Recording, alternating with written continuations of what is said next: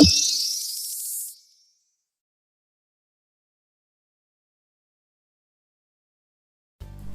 Friends, आज हम बात करेंगे हाइपरटेंशन से रिलेटेड एक और इंटरेस्टिंग टॉपिक के बारे में। हमने हाइपरटेंशन से रिलेटेड काफी वीडियोस किए जो आप मेरे चैनल पर देख सकते हैं। आज स्पेसिफिकली हम बात करेंगे छुपे हुए यानी मास्क्ड हाइपरटेंशन के बारे में। ये बेसिकली बहुत इंटरेस्टिंग कॉन्सेप्ट है जिसमें आपका पेशेंट का घर पर ब्लड प्रेशर ज्यादा आएगा और क्लिनिक पर ब्लड प्रेशर नॉर्मल आएगा। इसे मास्क्ड हाइपरटेंशन बोलते हैं। ये व्हाइट कोट हाइपरटेंशन का उल्टा है। व्हाइट कोट हाइपरटेंशन से रिलेटेड वीडियो हमने ऑलरेडी चैनल पर आप मेरे देख सकते हैं। एक ऑलरेडी सेपरेट वीडियो हमने इस बारे में किया है। ये इसका बिल्कुल उल्टा है। व्हाइट कोट हाइपरटेंशन में क्या होता है कि पेशेंट का घर पर ब्लड प्रेशर नॉर्मल आता है, क्लिनिक पर घबराहट और स्ट्रेस की वजह से बीपी प्रेशर बढ़ जाता है। यानी घर पर बीपी 120 130 आएगा, लेकिन क्लिनिक पर 150 160 जैसा ब्लड प्रेशर आएगा, क्योंकि स्ट्रेस और घबराहट की वजह से घर का ब्लड प्रेशर ज्यादा आने लगता है। लेकिन मास्क्ड हाइपरटेंशन में इसका बिल्कुल उल्टा होता है। ऐसा होता है इसलिए है मतलब उसमें ऐसा होता है कि घर पर ब्लड प्रेशर 150 160 आ रहा है, अगर वो एक्यूरेटली मेजर कर रहा है पेशेंट तो रिलायबल है, अदरवाइज तो रिलायबल नहीं भी हो सकता है। पर अगर घर पर ब्लड प्रेशर वो मेजर करता है तो ज्यादा आता है। यानी नॉर्मल सर्कमस्टांसेस में पेशेंट का ब्लड प्रेशर ज्यादा आ रहा है और क्लिनिक पर जाने पर स्ट्रेस का उल्टा रिस्पॉन्स होता है बॉडी में और इसमें ब्लड प्रेशर लो हो जाता है, फॉल्सली लो हो जाता है। क्लिनिक पर डॉक्टर ब्लड प्रेशर जब चेक करता है तो उसे ब्लड प्रेशर नॉर्मल मिलता है और घर पर एक्चुअल में पेशेंट का ब्लड प्रेशर ज्यादा होता है। ये व्हाइट कोट हाइपरटेंशन का बिल्कुल उल्टा है और इसका रिस्क फैक्टर कंपैरेटिवली ज्यादा है। क्यों? क्योंकि व्हाइट कोट हाइपरटेंशन में घर पर ब्लड प्रेशर नॉर्मल है, नॉर्मल लाइफ में पेशेंट का ब्लड प्रेशर नॉर्मल है, तो हाइपरटेंशन रिलेटेड कॉम्प्लिकेशंस यानी हार्ट का डैमेज, किडनी का डैमेज, लिवर का डैमेज, जो भी स्ट्रोक होना, हार्ट अटैक आना, ये सारे रिस्क जो है व्हाइट कोट हाइपरटेंशन वाले पेशेंट को नहीं होते, क्योंकि उनका क्लिनिक पर थोड़े 10 मिनट के लिए बीपी बढ़ जाता है और घर जाने के बाद बीपी नॉर्मल हो जाता है। तो ये नॉर्मल फिनोमिना है स्ट्रेस रिलेटेड, तो इसमें ट्रीटमेंट की जरूरत नहीं पड़ती है। मास्क्ड और हाइपरटेंशन में उल्टा है कि घर पर ब्लड प्रेशर कंटिन्यूसली ज्यादा रह रहा है, लेकिन क्लिनिक पर घबराहट की वजह से स्ट्रेस का दूसरा रिस्पॉन्स आ रहा है, उल्टा रिस्पॉन्स आ रहा है, बीपी कम हो जा रहा है। तो डॉक्टर जब चेक कर रहा है तो उसे बीपी नॉर्मल मिल रहा है, वो दवा स्टार्ट नहीं कर रहा, लेकिन एक्चुअल में पेशेंट का ब्लड प्रेशर ज्यादा है और उसकी वजह से जो भी एंड ऑर्गन डैमेज होते हैं या जो हार्ट, लिवर, किडनी या स्ट्रोक होना, हार्ट अटैक होना, जो भी कॉम्प्लिकेशंस होने हैं वो पेशेंट्स को होने का रिस्क रहता है। ऐसा तब सस्पेक्ट किया जाता है जब पेशेंट को टारगेट ऑर्गन डैमेज तो है लेकिन बीपी रीडिंग्स बार बार नॉर्मल आ रही है, यानी ईसीजी में चेंजेस आ रहे हैं, इको में चेंजेस आ रहे हैं, पेशेंट को हार्ट रिलेटेड हार्ट फेलियर हो रहा है, किडनी के पैरामीटर्स ऑल्टर हो रहे हैं, आंखों में हाइपरटेंशन रिलेटेड चेंजेस आ रहे हैं कि आंखों की नसें में बीपी रिलेटेड हाइपरटेंसिव रेटिनोपैथी के चेंजेस आ रहे हैं, लेकिन बीपी रीडिंग्स बार बार नॉर्मल आ रही है। तो ऐसे लोगों में सस्पेक्ट करना चाहिए कि उन्हें मास्क्ड हाइपरटेंशन है, यानी एक्चुअल ब्लड प्रेशर उनका ज्यादा है, लेकिन किन्हीं कारणों की वजह से बीपी रीडिंग जो हम घर पर मेजर कर रहे हैं उससे क्लिनिक की रीडिंग्स कंपैरेटिवली कम आ रही हैं। ऐसे लोगों के लिए भी असेसमेंट करने के लिए घर पर बीपी रीडिंग्स बार बार लेना चाहिए, जिसे होम बेस्ड बीपी रीडिंग्स कहते हैं। और इसके लिए बहुत ज़्यादा जरूरी है कि बीपी की जो रीडिंग्स वो घर पर ले रहे हैं वो कंप्लीटली रिलायबल होनी चाहिए और ऐसा रिलायबल रीडिंग्स वो ले पाएं, इसके लिए बीपी मेजरमेंट का प्रॉपर टेक्निक को असेस करना जरूरी है। बीपी मेजरमेंट के प्रॉपर टेक्निक के बारे में हमने सेपरेट वीडियो किया जो हमने हमारे चैनल पर आप देख सकते हैं। उस पॉइंट्स को ध्यान में रखकर अगर आपने प्रॉपर्ली बीपी मेजरमेंट किया है और अगर फिर भी आपका घर का बीपी हाई आ रहा है, क्लिनिक पे बीपी कम आ रहा है, तो डेफिनेटली आपको मास्क्ड हाइपरटेंशन है।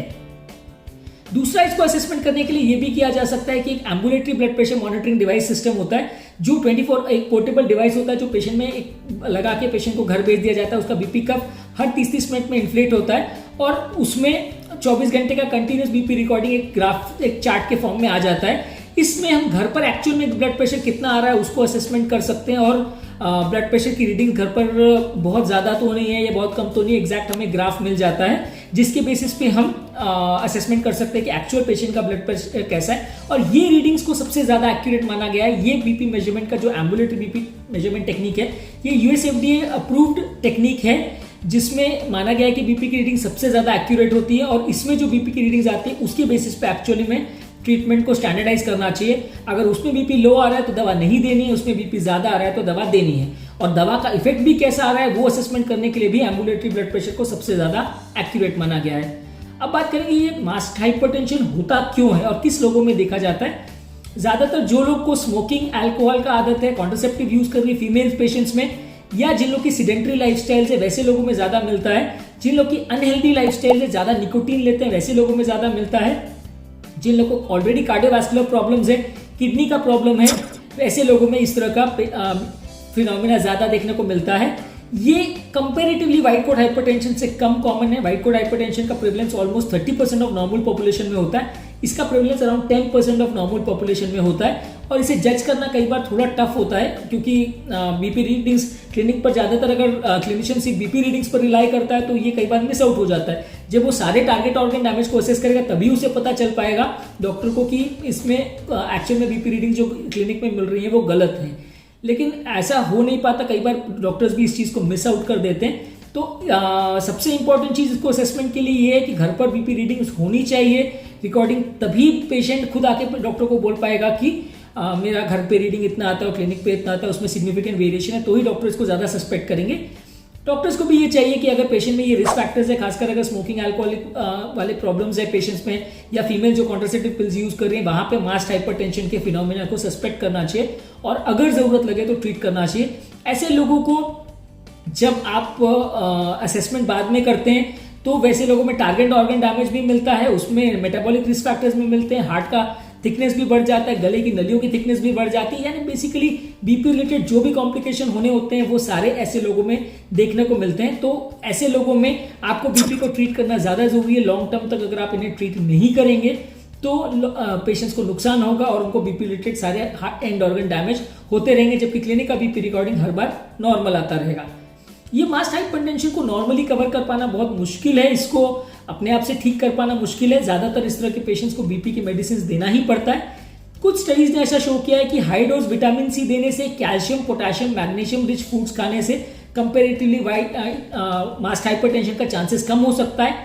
Fruits, vegetables, whole grain wheat और सीरियल्स, ओट्स और होल डाइट्स का ब्रेड, यानी होल ग्रेन्स का ब्रेड अगर लेते हैं तो इस तरह की चीजें व्हाइट कोट हाइपरटेंशन और मास्ट हाइपरटेंशन दोनों के लिए रिकमेंडेड है। व्हाइट कोट हाइपरटेंशन तो डेफिनेटली स्ट्रेस रिलेटेड है, पर मास्ट हाइपरटेंशन अगर किसी को हो रहा है तो इस तरह की चीजें को अगर वो फॉलो करता है, यानी कि डाइटरी में मॉडिफिकेशंस करता है, तो कंपेरेटिवली नलियों का डैमेज होना और इस तरह का स्ट्रेस का अबनॉर्मल रिस्पॉन्स आने का पैटर्न कंपेरेटिवली ऐसे लोगों में कम देखा गया है। हालांकि इस तरह के फिनोमिना में बीपी के मेडिसिन तो आपको देनी ही है, लेकिन इस तरह के फिनोमिना को अपने आप नॉर्मलाइज नहीं कर सकते, इसके लिए कोई स्पेसिफिक ट्रीटमेंट नहीं आता। और ये सब डाइटरी मॉडिफिकेशन वगैरह भी जो मैंने बोले हैं, इसके लिए बहुत छोटी स्टडीज है, कोई बहुत बड़ी स्टडीज नहीं है जो कंफर्मेटली प्रूव करती हैं कि इस फिनोमिना को रिवर्स किया जा सकता है। ये फिनोमिना समझना जरूरी इसलिए क्योंकि हम लोग कई बार घर पर बीपी रीडिंग करते ही नहीं है, सिर्फ क्लिनिक पर बीपी रीडिंग्स पर रिलाई करते हैं, और जो कि कई बार बीपी रीडिंग्स वहां पे आपको नॉर्मल मिलती है। घर पर धीरे धीरे करके जब बार बार रीडिंग्स नॉर्मल मिलती है और पेशेंट को बीपी की मेडिसिन नहीं मिल पाती है तो धीरे धीरे करके एंड ऑर्गन डैमेज होना चालू हो जाता है और पेशेंट के सारे सिस्टम फेल हो जाते हैं। और बाद में पता चलता है कि पेशेंट को एक्चुअल में बीपी की प्रॉब्लम थी, लेकिन क्योंकि वो घर पर मेजर कभी नहीं हुआ, इसकी वजह से वो उसका मास्ट हाइपरटेंशन डिटेक्ट नहीं हो पाया और पेशेंट को कंटिन्यूसली बीपी की दवा नहीं मिली, जिसकी वजह से साइड इफेक्ट्स हुए। तो इस बीमारी को, इस फिनोमिना को अगर आप समझ सकेंगे तभी उसके बारे में आप प्रॉपरली आपके डॉक्टर के साथ डिस्कस कर सकेंगे और प्रॉपर्ली आप इस बीपी को बार बार घर पर चेक करेंगे, उसकी इंपॉर्टेंस को समझ सकेंगे, और अगर ये फिनोमेना डिटेक्ट होता है तो उसको कवर अप करने के लिए मेडिसिन भी आप पेशेंट को दे पाएंगे, और बाकी जो डाइटरी मॉडिफिकेशन मैंने बताया वो भी आप इसे यूज कर पाएंगे। ये टॉपिक कॉमन लोगों के लिए काफी इंपॉर्टेंट है क्योंकि फिनोमेना बहुत अनकॉमन नहीं है, ऑलमोस्ट 10% ऑफ नॉर्मल पॉपुलेशन में देखने को मिलता है, तो काफी ज्यादा कॉमन है। जितना देखा जाता है या सोचा जाता है उससे ये ज्यादा कॉमन है। हमारे चैनल का बेसिक पर्पज ये है कि हम साइंटिफिकली करेक्ट इन्फॉर्मेशन लोगों के पास पहुंचाना चाहते हैं ताकि उनको बीमारियों के बारे में अवेयरनेस डेवलप हो और उनको बीमारियों के बारे में डिसीजन लेने में या अपने डॉक्टर के साथ डिस्कस करने में उनको सहायता हो। बीमारियों के रिलेटेड इन्फॉर्मेशन के लिए लोग सिर्फ अपने डॉक्टर्स और अपने फ्रेंड्स और रिलेटिव्स पर डिपेंडेंट ना रहें, क्योंकि टाइम कंस्ट्रेंट्स की वजह से डॉक्टर्स हमें कई बार सारी इन्फॉर्मेशन नहीं दे पाते हैं और फ्रेंड्स और रिलेटिव से मिली हुई इन्फॉर्मेशन कई बार आधी सही आधी गलत भी होती है, जिसकी वजह से कई बार फायदा होने के बदले नुकसान हो जाता है। अगर आपको हमारे चैनल का कॉन्सेप्ट पसंद आता है तो हमारे वीडियोस को लाइक कीजिए, चैनल को सब्सक्राइब कीजिए। अगर आपको लगता है कि चैनल का कंटेंट आपके फ्रेंड्स और रिलेटिव्स के लिए यूजफुल है तो वीडियो के लिंक को उनके साथ शेयर करें।